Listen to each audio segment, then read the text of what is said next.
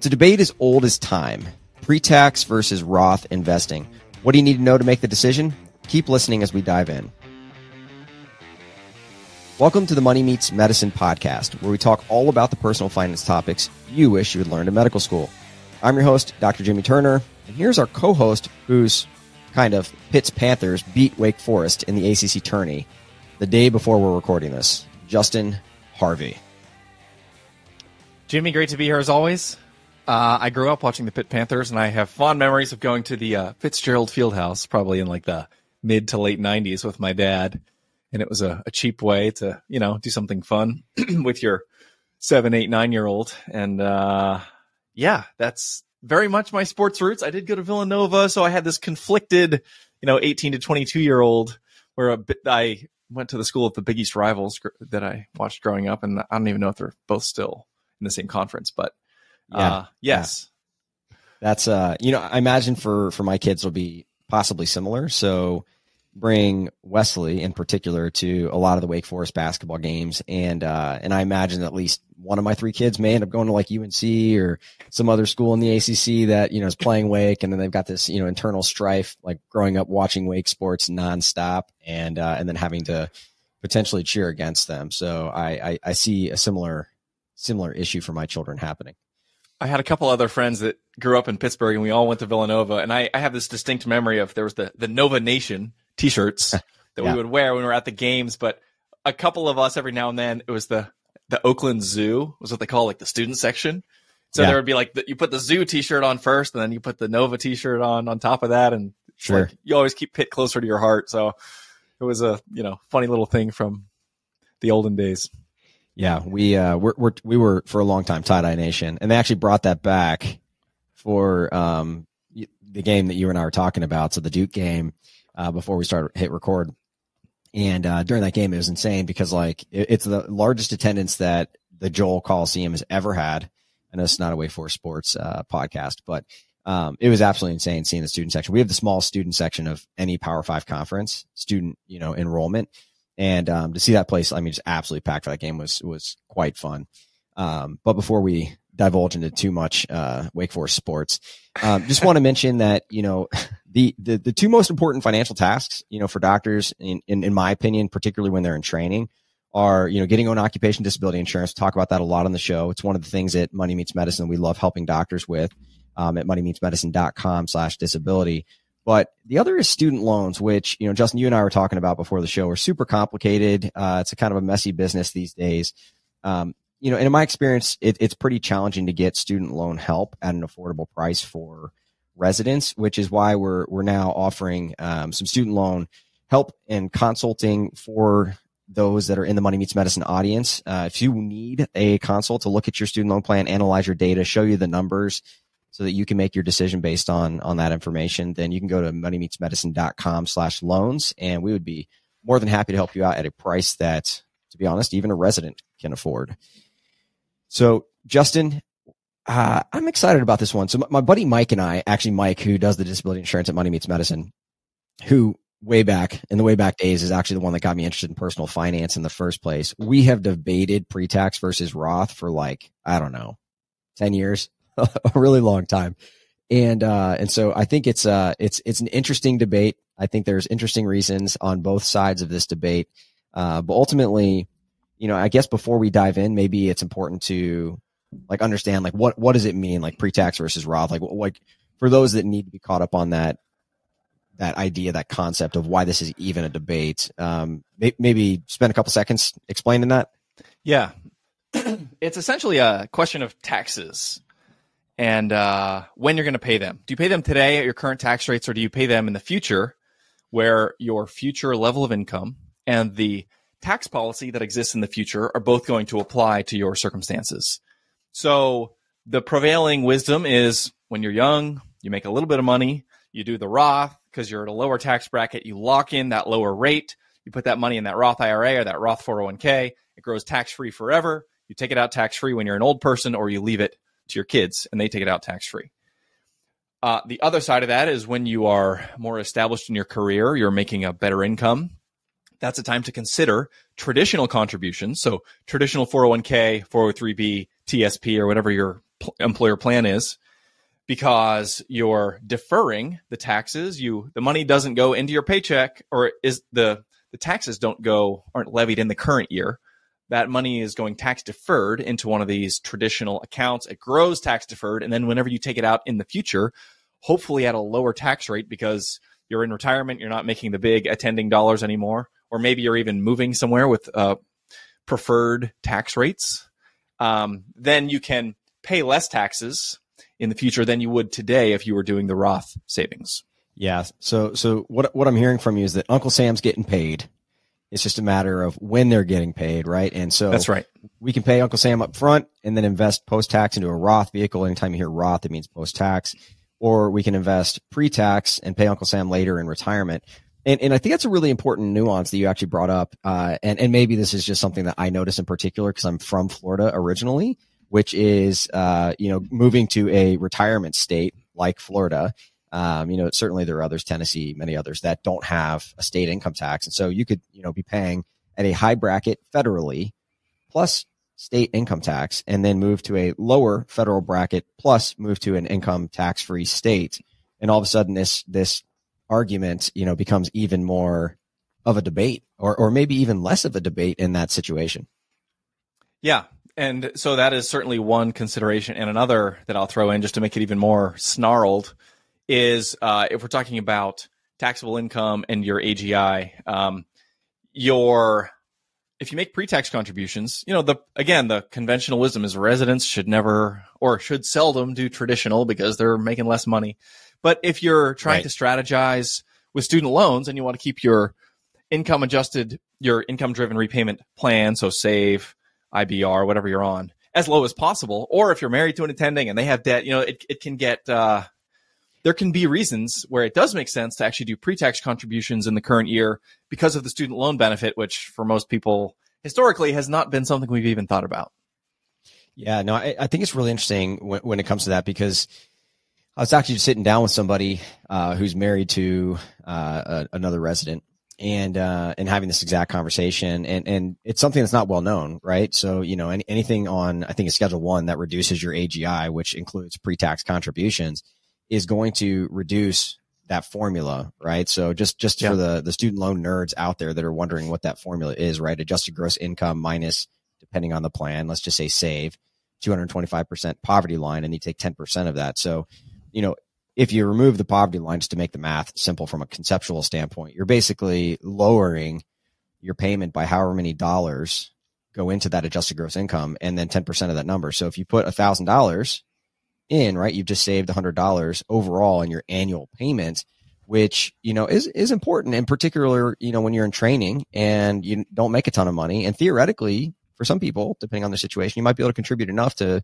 get your payment down to a very affordable or even $0 payment when you're in training. Now, that's not true for everybody, and it might be rare depending on your situation. But I think that's a really important consideration because you're right. I've always classically taught, because I'm huge on concepts, frameworks, mnemonics, that sort of thing, that Roth for residents, right? R and R, and pre-tax for peak. See what you did there. Right? Yeah, you like that? So R and P and P, and to help remember that those, just from a general education standpoint, typically is, what you'd want to prefer from a tax standpoint. But I think, Justin, in this conversation, a lot of people don't have historical context. It's kind of like, the housing market right now where people are like, oh man, these interest rates are so massive. And it's like, if you go back and look at when your parents were buying a house and it was 15 or 20% interest, like these quote unquote historically high rates of 7 or 8% that we'll actually talk about in the next episode next week are very different than what they were when our parents were buying houses or our grandparents were buying houses. The same thing happens, I think, for the marginal tax rate. People don't understand that, that last dollar that's taxed, you add one more dollar of your income to your taxes. What percentage of that would go to taxes? That's what a marginal tax is. And I think people are shocked, right? So for, the last, several years, it's been, 35 to 40%, depending on the Tax Jobs and Cuts Act, right? But there are times back in I want to say 1950s where it was 90%. And so people don't remember that. And so one of the things that we have to talk about, right, is that based on politics and policy, tax rates are not set in stone. And so when we say, hey, pay that, that low, pay your 35% tax rate right now. Yeah, exactly. So, for those on the YouTube channel, we're showing this on the screen right now, this marginal tax rate, high and low. And to that point, Justin, like, we don't know what's going to happen in the future. So if you're like, oh, I'm paying a really high 35% marginal tax rate right now, and then, history comes back and all of a sudden it's 60, well, you might have made a mistake. Yeah. Right? Yeah, absolutely. And a little historical context goes a long way towards, obviously, the constant tagline in my industry as appended with the disclaimers, past performance doesn't tell us anything about anything to keep the lawyers happy. But realistically, it does give us a sense of the guardrails. Like, how bad has it ever been, and how good has it ever been? How low has it ever been? How high has it ever been? And this shows us that, the top marginal rate has been in the 90% range in the 40s and 50s. And can you imagine, taking $100,000 distribution from your IRA at age 75, and because of your RMD, your required minimum distribution, you have a lot of income such that a chunk of that, 9/10 of it, is going to Uncle Sam. That's kind of mind-boggling, but no one listening to this podcast has really experienced that. But there was a time which that was the law of the land.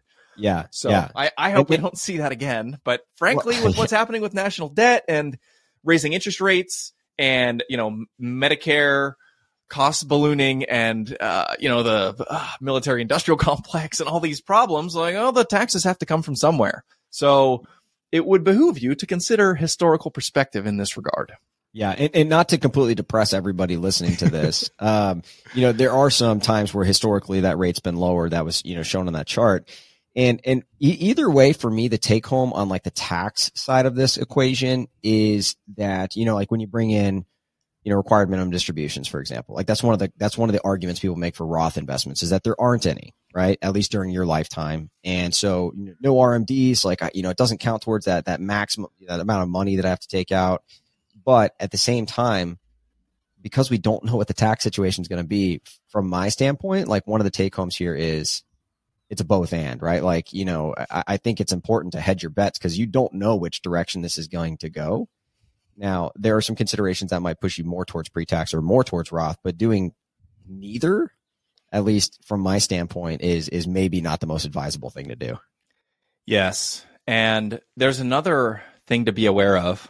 I call it the crazy 60s, in harkening back to the 60s in the United States. And this is another thing, historical perspective, where people running around like the sky is falling when they read the headline of the New York Times with whatever's happening today. And I think that people who read history, who are looking at major high profile political assassinations, a handful of them in that decade of the 60s, with Vietnam War protests and our second graders doing nuclear fallout drills, all happening.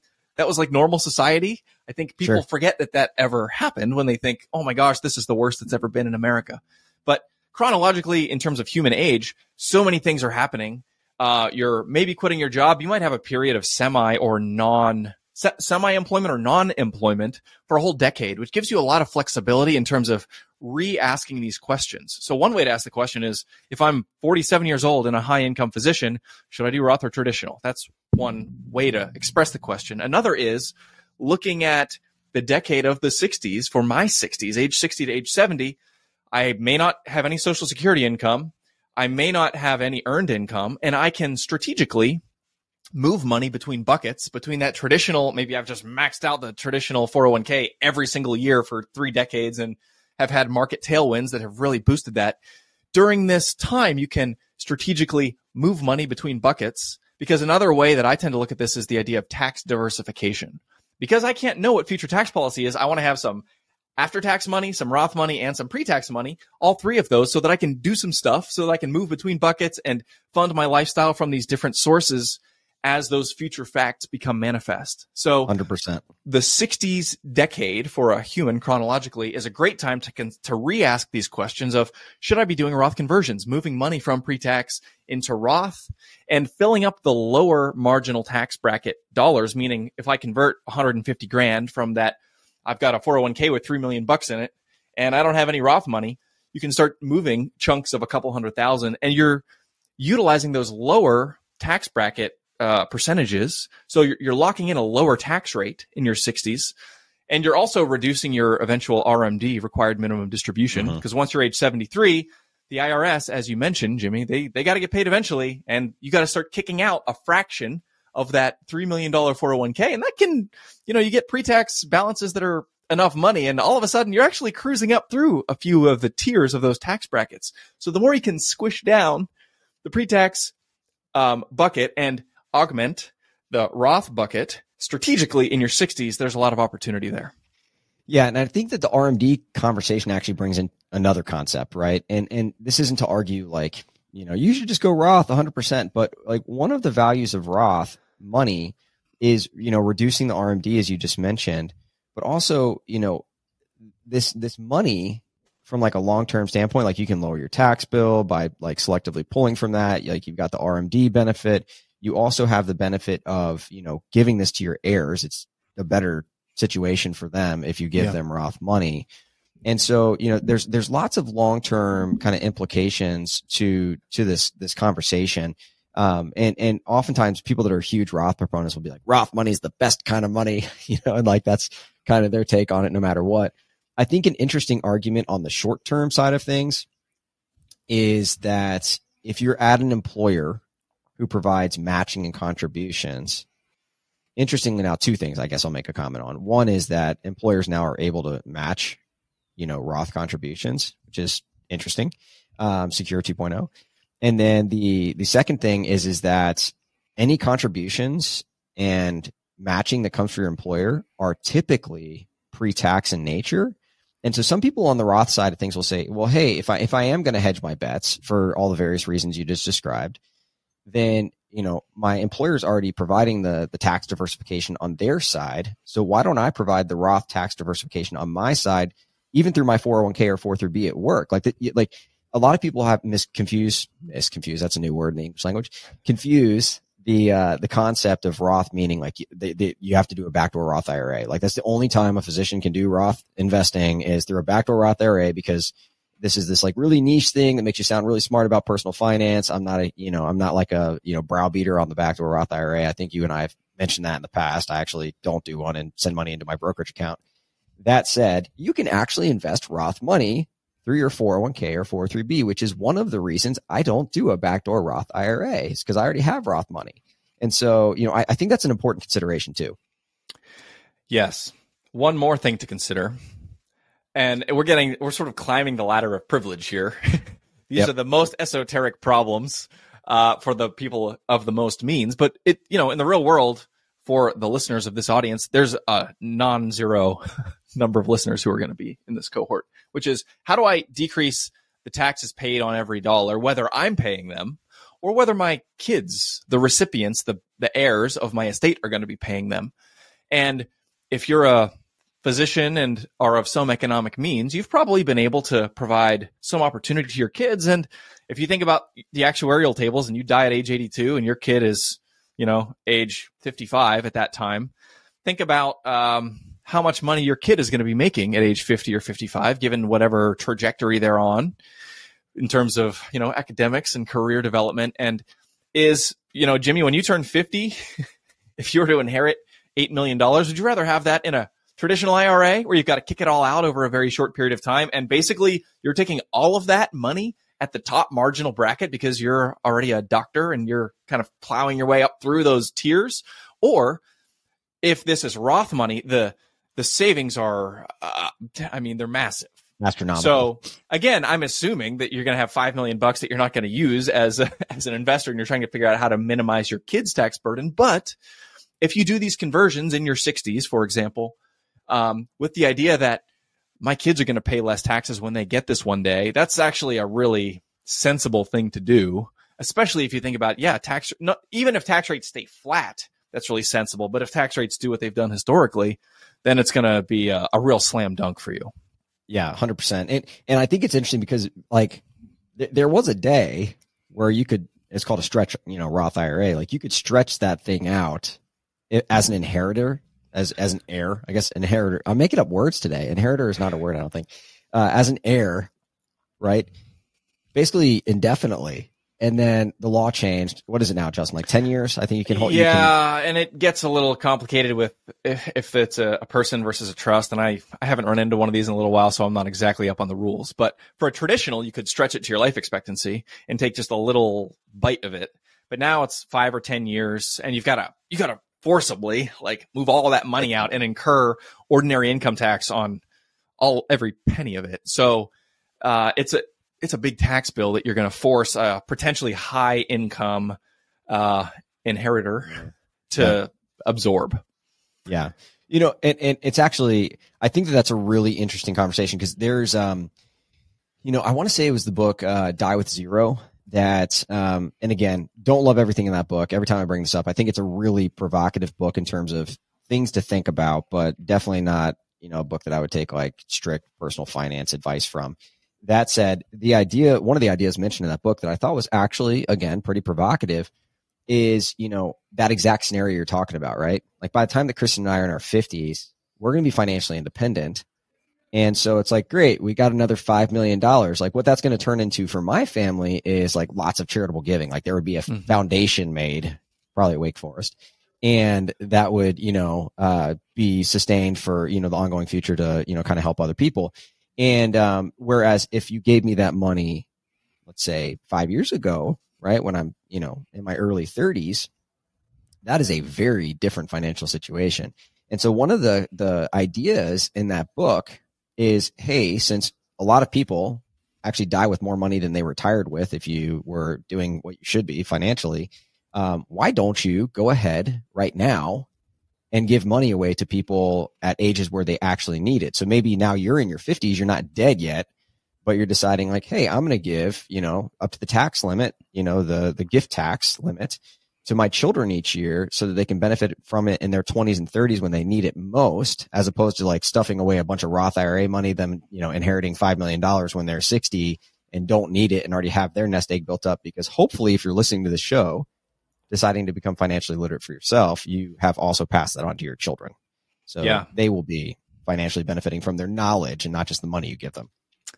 That makes a ton of sense. And there's some cool ways you can, using that rule, increase the amount. So, you know, if, you know, Jimmy, you're married to your spouse, and if one of your kids is married and has a spouse, you do 18,000, I think is the current limit, inflation adjusted to each of them, 18, and your wife does 18 and 18. So the total is, you know, 18 72. Times 4.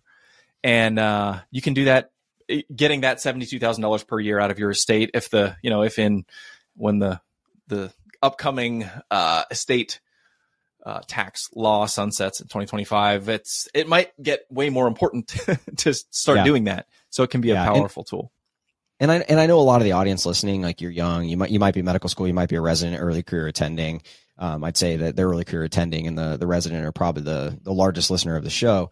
And so because of that, this might seem like a really strange thing to think about, right? Like I recognize you're paying off $300,000 of student loans and like you're making your disability insurance payments and, you know, maybe you're working with Justin and paying some other, you know, fees to, you know, really set you up for financial success.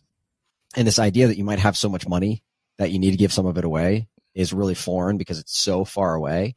But I saw a number the other day where it's like the majority of people who retire with a, you know, decent amount of money, they're financially independent, but not just barely, like significantly financially independent.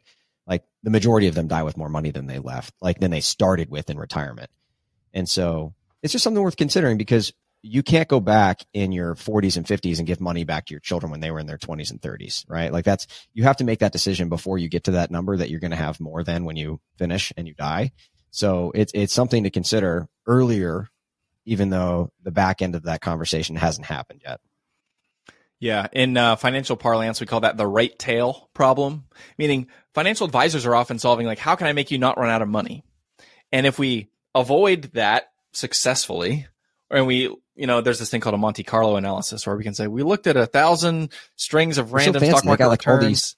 Yeah, exactly. And we could say that in 0% of the past, you know, everything since 1919, since we started keeping track of the, you know, U.S. large cap indices, would you have run out of money in 0% of, now that doesn't mean you won't necessarily if there's an economic cataclysm, but like you never would have in the past. What that also means, or what that doesn't take into account is in many of the cases, you have just astronomical amounts of money because of the magic of compounding and the beauty of the U.S. economic engine that just keeps on chugging.